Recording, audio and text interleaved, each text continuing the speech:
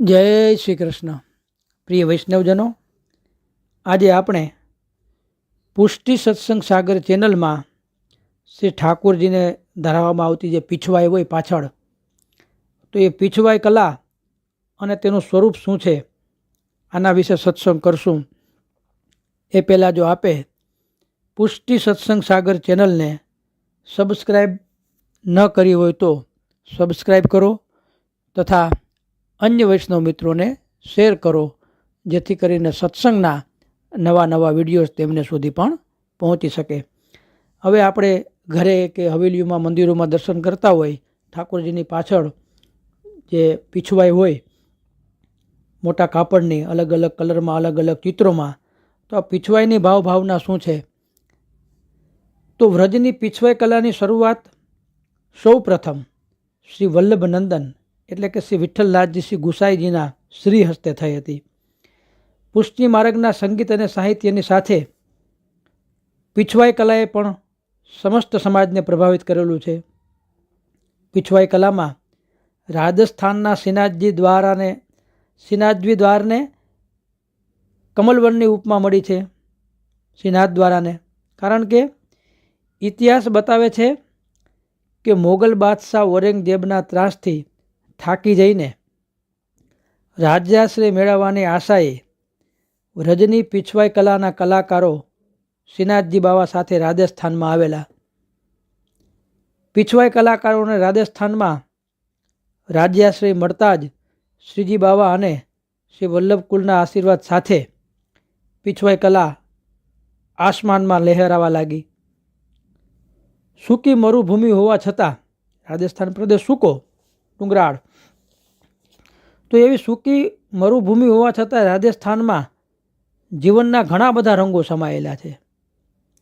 રાજસ્થાનના પીછવાઈ કલાકારો પોતાની પીછવાઈમાં રંગોનું મિશ્રણ નથી કરતા, બલકે વિવિધ રંગોનો સમન્વય કરી અને જગતને બનાવનાર જગદીશ્વરને પીછવાઈમાં પ્રગટ કરે છે.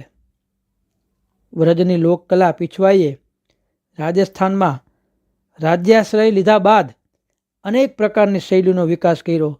તેમાં નાથદ્વારા શૈલી, મારવાડ શૈલી, બુંદી શૈલી, કોટા શૈલી, કિશનગઢ શૈલી, મેવાડ શૈલી, અલવર શૈલી, જયપુર શૈલી, રાજપૂત શૈલી વગેરે મુખ્ય છે. પીછવાઈ કલાના ચિત્રોના સર્જનમાં લાલ, પીળા, નીલા, લીલા જેવા રંગોનો ઉપયોગ થાય છે. આ ઉપરાંત હલ્દી, સિંદૂર, ગેરું, પારિજાતના ફૂલો, વૃક્ષોના છાલ અને પાંદડાઓ, કંદમૂળમાંથી બનાવેલા કુદરતી અને કૃત્રિમ રંગો, સોના તથા ચાંદીનું પ્રવાહી, મોતી, હીરા, માણેક, નીલમ પન્ના, મિનરલ પાણી, માટી અને રત્નો, રેશમી દોરા, આ ઉપરાંત લાખ, જે કાળું આવે લાખ, કાજલ અને સફેદો જેવા પદાર્થોના વગેરેનો નાના મોટા પ્રમાણે ઉપયોગ થાય છે.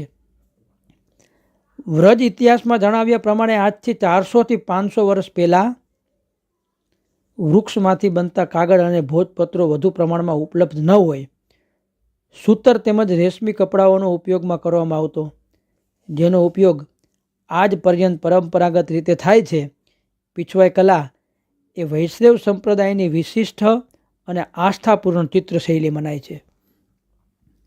પીછવાઈનું આધ્યાત્મિક સ્વરૂપ જોઈએ આપણે તો હવેલીમાં ઘરોમાં ઉપયોગમાં લેવામાં આવતી પીછવાઈઓ પ્રતિદિન દર્શન, પર્વો તેમજ ઋતુઓ અનુસાર બદલાતી રહી પીછવાઈ, જે કૃષ્ણ લીલાને સાકાર સ્વરૂપ આપે છે. શ્રી વલ્ભાચાર્ય શ્રી મહાપ્રભુજી જણાવે છે કે નંદબાવા, યશોદા માતાજી અને વ્રજવાસીઓનું સ્વરૂપ અલૌકિક છે. તે જ રીતે વનસ્પતિ વ્રજની જે બધી વૃક્ષો, ગાય, માકડા એટલે કે વાંદરા આદિ વ્રજ જીવો, શ્રી ગિરિરાજજી, પનઘટ, આભૂષણ અને વસ્ત્ર સેવા, સિંહાસન, ખંડપાઠ, પીછવાઈ, નિજ મંદિર, ધજાજી, સામગ્રી, નિત્ય થતો સેવા પ્રકાર, હિંડોળા, જારી, બંટાજી આદિ લીલા સામગ્રીનું સ્વરૂપ પણ પ્રતીકાત્મક અને અલૌકિક છે. પીછવાઈનું આધિદૈવિક ઝાંખી સ્વરૂપ હવેલી અને ગૃહોની પુષ્ટિ સેવામાં ઉપયોગ કરવામાં આવતી પીછવાઈ એ ફક્ત ચિત્રકલા નથી, બલકે એ ચિત્ર અનુસાર તેમાં વિવિધ અર્થો પણ છુપાયેલા છે, જે સરળતાથી સમજી શકાતા નથી. આ પીછવાઈ ચિત્રોમાં દેખાતા વિવિધ પ્રતિકાત્મક અર્થોનું સૂચન કરે છે, જેમ કે નવવિલાસ. અત્યારે નવવિલાસના દિવસો ચાલે છે અને શરદ પૂર્ણિમા દરમિયાન રાસની પીછવાઈ લગાવવામાં આવે છે. શ્રીમદ ભાગવતજીમાં રાસલીલા એ પ્રમાણરૂપ છે, કારણ કે રાસલીલાની જીવાત્મા રૂપી ગોપીઓનું પરમાત્મા રૂપી અને ભગવાન શ્રી કૃષ્ણ સાથે મિલન થાય છે. આથી ભગવાન શ્રી કૃષ્ણએ કરેલી છે તે તમામ લીલાઓ, જે લીલા સૌથી વધુ રસપૂર્ણ છે તે રાસ કહેવાય છે. તે જ રીતે દાન લીલાના દિવસે દરમિયાન દાનની પીછવાઈ બતાવવામાં આવે છે, ધરાવવામાં આવે છે. જીવનની ભગવત સ્વરૂપમાં પ્રીતિ થાય એ હેતુથી શ્રી ઠાકોરજી ગોપીઓ પાસે દહીંના દાન રૂપે પ્રેમ અને ભાવ માંગી રહ્યા છે. શ્રીમદ ભાગવતજીમાં કહ્યું છે કે શ્રી ઠાકોરજીએ દહીંના દાન માંગ્યા છે. તેના મુખ્ય બે કારણ છે. પહેલું કારણ એ છે કે દહીં એ સ્નેહનું પ્રતીક છે, અને બીજું કારણ એ છે કે વેદ ગ્રંથોમાં આપણી ઇન્દ્રિયોને દહીં સાથે સરખાવવામાં આવી છે. વ્રજનારીઓ પોતાના ઘરે દધી મંથન કરે છે, તેમ જીવોએ પણ પોતાની ઇન્દ્રિયોનું મંથન કરવું જોઈએ. દાન લીલામાં કૃષ્ણ મટકી તોડે છે, તેનો અર્થ એ છે, જે પીછવાઈમાં આપણે જોઈએ ને, પાછળથી પ્રભુ ગેડી જે છડી હોય એ છડી મારતા હોય ગોપીજનોને, તો એ મટકીઓ ફોડે છે. એ આપણા મસ્તકમાં રહેલ અભિમાનનું પ્રતીક છે, જેમને શ્રી ઠાકોરજી તોડે છે. માખણ ચોરી લીલાની પીછવાઈમાં બતાવવામાં આવે છે કે શ્રી ઠાકોરજી માખણની સાથે સાથે ગોપીઓના સરળ મન અને ચિત્તની ચોરી કરી પોતાના સ્વરૂપમાં નિરોધ કરી એ નિસાધન વ્રજ ભક્તો ઉપર કૃપા કરે છે. હવે વસંતોત્સવ આવે, વસંતના દિવસો, એ દરમિયાન હોળી ખેલની અને કુંજ નિકુંજની પીછવાઈ લગાવવામાં આવે છે. કામદેવના પણ કામદેવ એવા શ્રી ઠાકોરજીએ આ ઉત્સવના અધિદેવતા છે. તેથી આ દિવસોમાં શ્રી ઠાકોરજી કુંજ નિકુંજમાં હોળી ખેલ અને ધૂળેટીના રંગોથી સખાઓ અને સખીઓ સાથે રમે છે. કુંજોમાં છુપાવવું અને અચાનક પ્રગટ થઈ સખા સખીઓની છેડછાડ કરવી એ પણ એક ખેલનો એક ભાગ બની જાય છે. દિવાળી અને ગોવર્ધન પૂજાના સમયે અન્નકૂટની પીછવાઈ લગાવવામાં આવે છે. આ પીછવાઈમાં પ્રભુ બતાવે છે કે તું મને તારી ક્ષમતા મુજબ તારા તમામ રસ અને ભાવો મને અર્પણ કરી દે. તું મને જે કંઈ આપશે તેનો હું સહર સ્વીકાર કરીશ. અન્નકૂટની પીછવાઈમાં બધા ભોગ સામગ્રીનો કોટ હોય છે, બધે આખી સામગ્રી સાજેલી હોય છે, અને શ્રીનાથજી બાવા અને એ પીછવાઈ આપણે અન્નકૂટમાં ધરાવવામાં આવે છે. એનો આ ભાવ છે. આ ઉપરાંત પીછવાઈમાં રહેલ ગાયો અને વૃષભોનું ધણ તે માધુર્ય ભાવનું ગાય અને વાછરડું તે વાત્સલ્ય ભાવ બતાવે છે. મિત્રો સાથે રહેલા કૃષ્ણ કનૈયા તે સખ્ય ભાવ, પનિહારીઓ ભથવારીઓ એ દાસ્ય ભાવના પ્રતિકરૂપ છે. પીછવાઈમાં ઉપસાવેલા ખીલોના તે જીવ સ્વરૂપની ભાવના છે.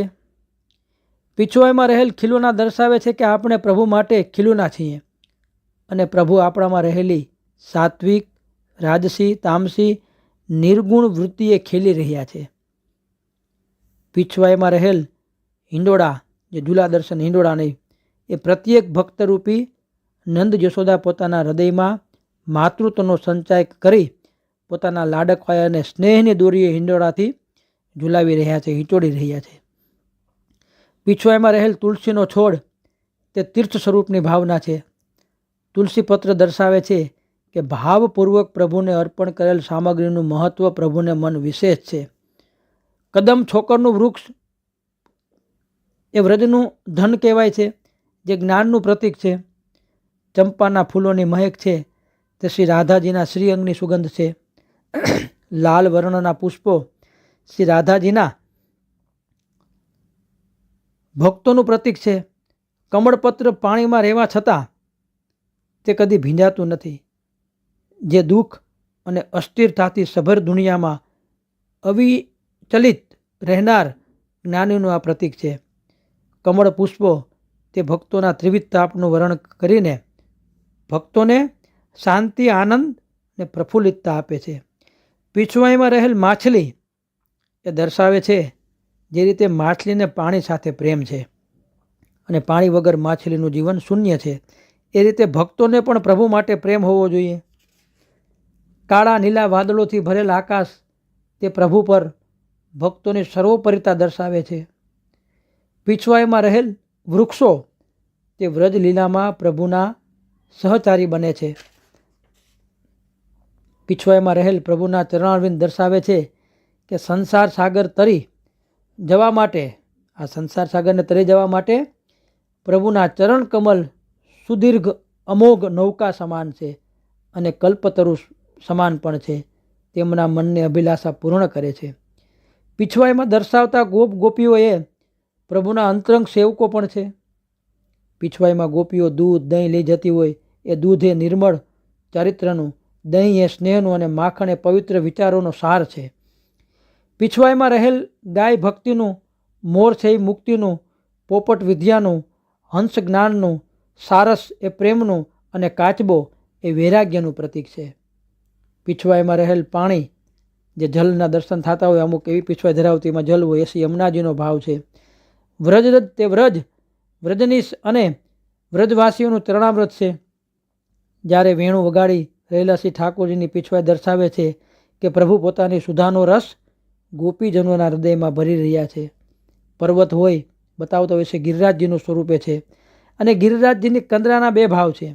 પ્રથમ ભાવમાં તે શ્રી કીર્તન્યાજીની ગલી છે અને બીજી ભાવના તે કૃષ્ણ સખી લલિતાની નિકુંજ છે. આ ઉપરાંત પીછવાઈમાં શૃંગાર વિહાર, ભય જેવા અન્ય ઘણા રસરૂપ ભાવનું ઉદ્દીપન પણ સમાયેલું છે. ચિત્રકલાનો ઇતિહાસ કહે છે કે પાષાણ યુગથી વિવિધ પ્રકારની ચિત્રકલાએ પોતાનું અસ્તિત્વ દર્શાવેલું છે. માયા યુગથી સિંધુ ઘાટીની સભ્યતા સુધી વિવિધ સંસ્કૃતિ દર્શાવતી ચિત્રકલા એ કલા પ્રિયતાનું દ્યોતક બને છે. વિદ્વાનો કહે છે કે વિશ્વમાં સૌથી શ્રેષ્ઠ કલા એ ચિત્રકલા છે, કારણ કે ચિત્રકલા એ મનુષ્યના સ્વભાવ અને હૃદયનું પ્રતિબિંબ છે, જેમાં તેમની અભિવ્યક્તિ વિવિધ આકાર અને વિવિધ રંગો દ્વારા છલકાય છે. આ જ અભિવ્યક્તિનું એક સ્વરૂપ પીછવાઈ રૂપે પ્રગટ થયું. આ પીછવાઈ કલાને રાજા મહારાજાઓએ ઘણો જ વેગ આપ્યો. 17મી અને 18મી સદીથી મુગલ પ્રભાવને અંતર્ગત પીછવાઈનું અસ્તિત્વ પ્રગટ થયું. તો 19મી સદીમાં બ્રિટિશ પ્રભાવને લગતી અને સામાજિક જનજીવન દર્શાવતી રાજસ્થાની પીછવાઈનું પણ અસ્તિત્વ આવ્યું. 20મી અને 21મી સદી દરમિયાન રાજસ્થાન સિવાય ભારતના અન્ય પ્રાંતમાં કલાકારો પણ વિવિધતા દર્શાવતી પીછવાઈઓ બનાવીને શૃંગાર, હીરા, ફૂલો, રંગો વગેરે દ્વારા કોમળતા, પવિત્રતા, હાસ્ય, વીરતા, આનંદ જેવા જીવનના વિવિધ પાસાઓને વ્યક્ત કરવા લાગ્યા. ભગવાનના સિંહાસનની પાછળ રહેલી દિવાલમાં પડદારૂપી પીછવાઈઓ દ્વારા મંદિરની સુંદરતામાં વધારો કરવાની સાથે સાથે ભગવત ભક્તોને શ્રી પ્રભુના જીવન ચરિત્ર પરની જાણકારી દેવામાં પણ સહાયક થાય છે. પુષ્ટિ માર્ગીય સેવામાં કીર્તન સંગીતનું અનેરું મહત્વ છે. પુષ્ટિ વૈષ્ણવો કીર્તન સંગીતના ભાવ દ્વારા જ શ્રી ઠાકોરજીને પ્રસન્ન કરી પોતાની સેવામાં વ્રજભાવના લાવે છે. પરંતુ એવા ઘણા વૈષ્ણવો છે કે જેમને કીર્તન ગાતા નથી આવડતા, ત્યારે તેઓને માટે પીછવાઈ પોતાના પ્રભુમાં ભાવના ઉત્પન્ન કરવામાં ઉપયોગી થાય છે. શ્રી વલ્લભાચાર્યજી કહે છે કે ભાવો ભાવનયા સિદ્ધ, અર્થાત ભાવની સિદ્ધિ ભાવનાથી થાય.